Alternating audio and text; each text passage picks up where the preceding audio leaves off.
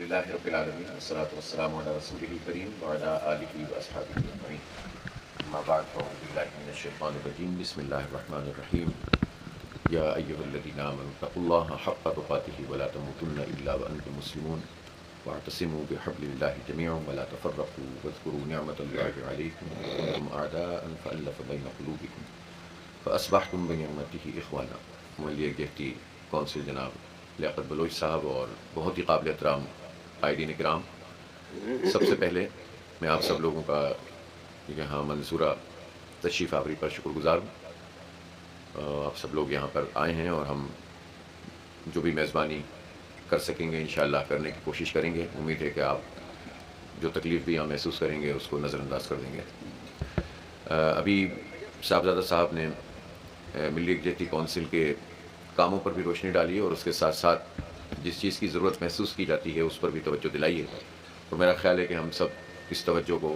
سامنے رکھتے ہوئے آئندہ کی حکمت عملی مرتب کریں گے۔ جو کارکردگی کی رپورٹ ہے وہ کم از کم میری توقعات سے بہت زیادہ ہے۔ ظاہر ہے کہ جب کام مختلف جگہوں پہ ہو رہا ہوتا ہے تو معلومات اس طرح سے نہیں ہوتی، لیکن جب پتہ چلتا ہے کہ اہم ترین مواقع پر ملی یکجہتی کونسل نے اپنا کردار ادا کیا ہے تو ایک اطمینان بھی ہوتا ہے کہ جن مقاصد کے تحت اس کو قائم کیا گیا ہے اس پر یہ کاربند ہے، عمل کر رہی ہے۔ اور ملی یکجہتی کونسل جو ہم ظاہر سمجھے ہیں اب تک اور اس کی جو افادیت ہے وہ ہے بھی یہ کہ جب ایسا محسوس ہونے لگے کہ کوئی انتشار ہے، کوئی فساد ہے، کوئی افتراق ہے، یا امت میں کوئی تقسیم کا عمل پیدا ہونے کی کوئی کوشش کر رہا ہے، کوئی سازش ہو رہی ہے، کوئی غلطی ہو رہی ہے اور ہمارے ملک میں اس طرح کی چیزیں جو ہے وہ چلنا شروع ہو رہی ہیں، تو ملی یکجہتی کونسل اس میں فعال کردار ادا کر کے اس طرح کی تمام چیزوں کو روکے اور اتحاد اور یکجہتی کا پیغام پوری قوم کے سامنے جائے۔ اسی طرح ملی یکجہتی کونسل غافل نہیں ہو سکتی فلسطین کی صورتحال سے، کشمیر کی صورتحال سے، اور جو کچھ غزہ میں ہو رہا ہے۔ 1 سال سے زائد ہو گیا ہے، تقریباً 43-44 ہزار افراد شہید ہو چکے ہیں، جس میں 30 ہزار سے زائد بچے اور عورتیں ہیں، اور اسی طرح سے ہم دیکھتے ہیں کہ 10-12 ہزار لوگ ایسے ہیں جو ملبے تلے دبے ہوئے ہیں۔ تو آپ اندازہ کر سکتے ہیں کہ کیا قیامت وہاں پر ٹوٹی ہوئی ہے۔ لیکن اس ساری صورتحال میں جو عالمی طاقتیں ہیں، امریکہ ہے،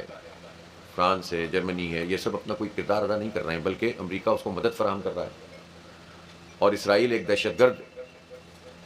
بالکل طاقت بن کر، بدمست ہاتھی بن کر عام لوگوں کے اوپر ٹوٹا ہوا ہے، اور اس کو کوئی روکنے والا نہیں ہے۔ بلکہ امریکی انتخاب اب ہونے والا ہے صدر کا، تو وہاں بھی بجائے اس کے کہ امن موضوع ہو کہ مشرق وسطیٰ میں امن کیسے قائم کیا جائے، موضوع یہ ہے کہ کون اسرائیل کی زیادہ مدد کرتا ہے، اور اس کا مقابلہ دونوں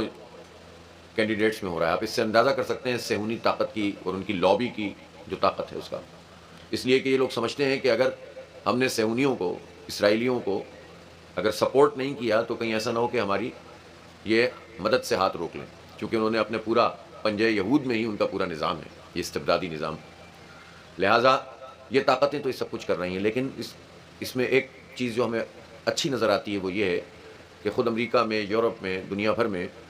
غیر مسلموں میں بھی ایسے لوگ بہت بڑی تعداد میں موجود ہیں جو فلسطینیوں کے ساتھ کھڑے ہوئے ہیں، نوجوانوں میں ایسے لوگ موجود ہیں، تو ظاہر ہے یہ قیمتی چیز ہے۔ اسی طرح پوری امت میں جس طرح کا رد عمل ہونا چاہیے، ابتدائی طور پر کچھ چند چیزیں ہوئی ہیں لیکن اس کے بعد وہ رد عمل نظر نہیں آ رہا ہے،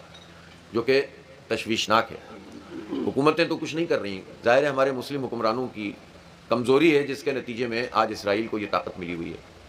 لیکن ان مسلم حکمرانوں پر دباؤ ڈالنے کے لیے جس طرح تحریکوں کو آگے بڑھ کر کام کرنا چاہیے اس میں پیش رفت کی ضرورت ہے۔ ہمارے پاکستان میں الحمدللہ جتنا ممکن ہو سکا مختلف جماعتوں نے سرگرمیاں کی ہیں، جماعت اسلامی نے بھی اپنا کردار ادا کرنے کی کوشش کی ہے اور جتنا ممکن ہو سکا ہے پروگرام بھی کیے ہیں، ملین مارچ بھی کیے ہیں، احتجاج بھی کیا ہے، اور ہر ممکن کوشش کی ہے۔ اور اس کے ساتھ ساتھ ہماری ملی یکجہتی کونسل کی بھی دیگر جماعتوں کو ہم دیکھتے ہیں، میں کسی ایک کا نام لوں گا تو لگے گا کہ آپ دوسرے کی بات نہیں کر رہے، سب نے ہی اس طرح کا کام کیا الحمدللہ، لیکن ایسا محسوس ہوتا ہے کہ اپنی اپنی جماعتوں کے تحت اس کام کو مزید بڑھانے کی ضرورت ہے، اور پھر اگر ممکن ہو تو ہم اس کے بعد ایک عمل ایسا بھی کر سکتے ہیں کہ مل کر بھی کوئی چیز کر سکتے ہیں، یا کم از کم ہم یہ کر سکتے ہیں، آئندہ بھی اس کو دیکھا جا سکتا ہے، کوشش بھی کی جاتی ہے کچھ نہ کچھ، کہ جب کوئی جماعت کوئی بڑی سرگرمی کرے تو اس میں ہم مختلف جماعتوں کے نمائندوں کو اور رہنماؤں کو ضرور بلائیں تاکہ ایک یکجہتی کا پیغام کم از کم اسٹیج کی سطح سے جو ہے جاتا رہے۔ تو فلسطین ایک بہت بڑا مسئلہ ہے جس پر ہماری آواز آئندہ بھی مزید بلند ہونے کی ضرورت ہے، اور جیسے حالات ہیں، پھر لبنان میں اب یہ جنگ چلی گئی ہے اور بڑے پیمانے پہ وہاں پر جو ہے وہ شہادتیں ہو رہی ہیں،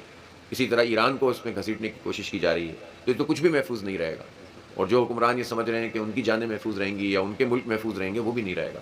لہذا ایک مضبوط پیغام جانے کی ضرورت ہے۔ تو اس لیے ایک فلسطین اور پھر اس کے بعد کشمیر، فلسطین کا معاملہ اتنا ابھر کر سامنے آیا ہے کہ ظاہر ہے اس کے نتیجے میں پھر بعض اوقات کشمیر ہمارے ذہنوں سے کیا، ہمارے عمل سے محو ہونے لگتا ہے۔ 27 اکتوبر آ رہا ہے، تو 27 اکتوبر کو ہم نے بھی جس طرح آل پاکستان حریت کانفرنس نے، آل کشمیر حریت کانفرنس نے اعلان کیا ہے کہ 27 اکتوبر وہ دن ہے کہ جب بھارت نے اپنی فوجیں 1947 میں کشمیر میں اتاری تھیں،